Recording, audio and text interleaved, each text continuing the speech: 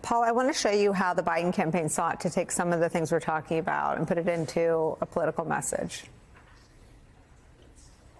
A good commander-in-chief is somebody who gives a My name is Curtis Register.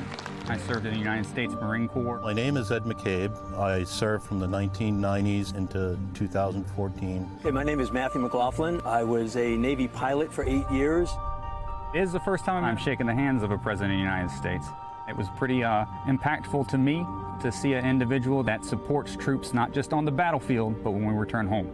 I see a man in Joe Biden who accepts accountability and responsibility. And when I see his predecessor, Donald Trump, I see a man who is only in this for himself. Who criticizes veterans, who doesn't see it important for him to go to the funerals. Donald Trump has zero accountability in his life. He's a draft dodger, simple as that. I think the election is the difference between authoritarianism and democracy.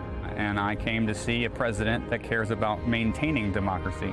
Donald Trump, he's not fit to be commander-in-chief. He's not fit to lead a squad, and he's definitely not fit to be president of the United States. What do you think? We have two candidates running again for president who are not veterans themselves. And I think that's important because veterans' issues will be a focus. They'll be a weapon. They'll be a chew toy.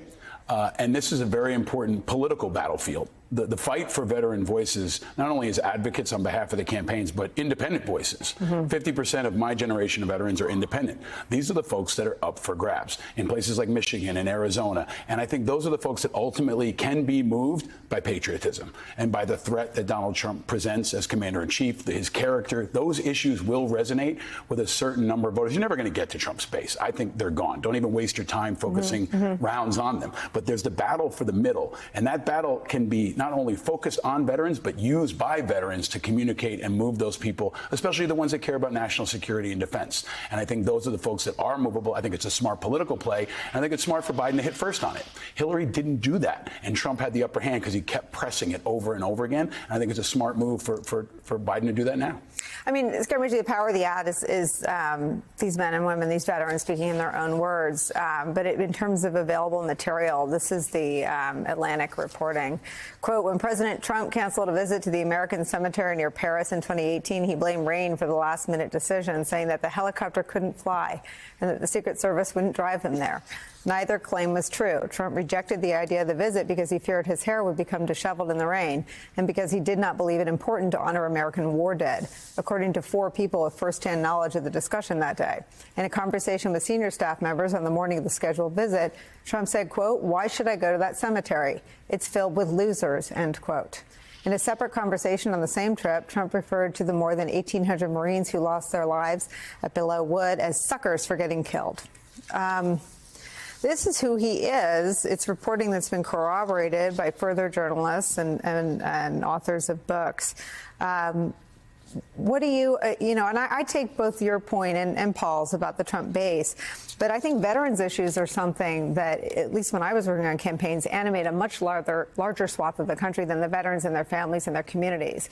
Most Americans see themselves as people who are advocates and protectors of the men and women in the military. And maybe the farther we get from 9/11, maybe that's less salient. It certainly was an incredibly powerful thing to be for. Made voters feel good to be for the men and women who are fighting to protect our freedoms at home. I don't know that that's ever been more tangibly important and relevant. But what do you see as sort of the way to make sure people understand Trump in his own words on veterans?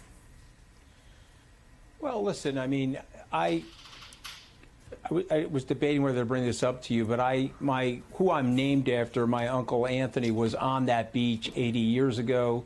He was part of the Army Corps of Engineers. He assaulted Omaha Beach and then built the pontoons and platforms to get the heavy equipment onto the beach. He was wounded. He survived the wound, went on to fight in the Battle of the Bulge. He's a decorated hero. I think he would turn in his grave hearing Donald Trump talk about these people. And I'll say something to you that I would like the Biden campaign to really think about.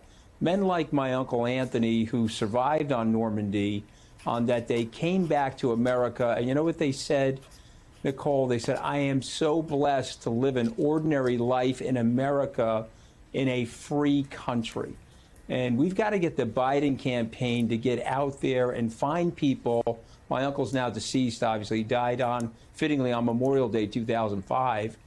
But we got to get people like him and like those people in that ad to get out there and explain to people what the danger is. And Donald Trump is tipping you off with all of this disrespect for you and the cause of freedom.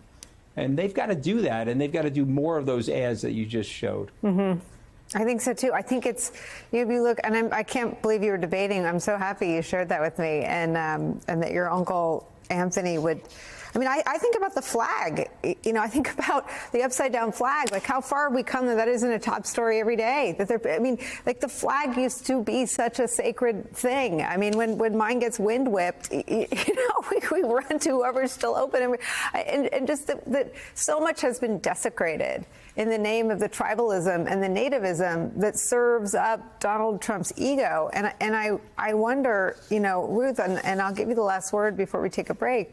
I mean, what is the most effective way to sort of keep everyone animated, make sure voters know they have all the agency. Voters hold all the cards. A lot of the news is grim. This is a depressing thing to sort of be reminded about when we talk about Donald Trump, that what he really thinks of veterans who died is that they are, quote, suckers for getting killed. But the good part of that story is that we still have a choice to make. Nobody's voted yet. And in November, we can pick the guy who may not, you know, be your perfect idea of exactly what you'd want in a president. And that's such an American thing to want the whole package, right? It's kind of like how my college girlfriends used to date, right? Looking for Mr. Perfect.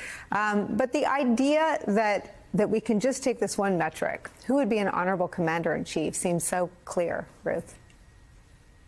Yeah, and you only have to look at the history of how autocrats treat their militaries. And, you know, Trump has been, you know, the former chairman of the Joint Chiefs of Staff, General Milley, who's not given to hyperbole, has said that he knows he's on a list and he thinks he'll be, you know, perhaps imprisoned if Trump comes back. And when you have autocrats who don't have to answer to any parliament, they don't have to answer to anyone, and they don't care about their people. The tragedy of the strongman is that he despises his people. He thinks everybody's a dupe. And so he treats his military like cannon fodder. He just doesn't care what's happened to them. And the same it holds with Putin today. And so there's a profound lack of respect that these people show to their people. And, you know, the reason the GOP is working so hard to take our vote away is that they fear us. Just as Trump fears people, so does the party that's made itself his personal tool. And so that shows us that we have power and we have agency, and they're afraid of our power. And that's something to take to the ballot box.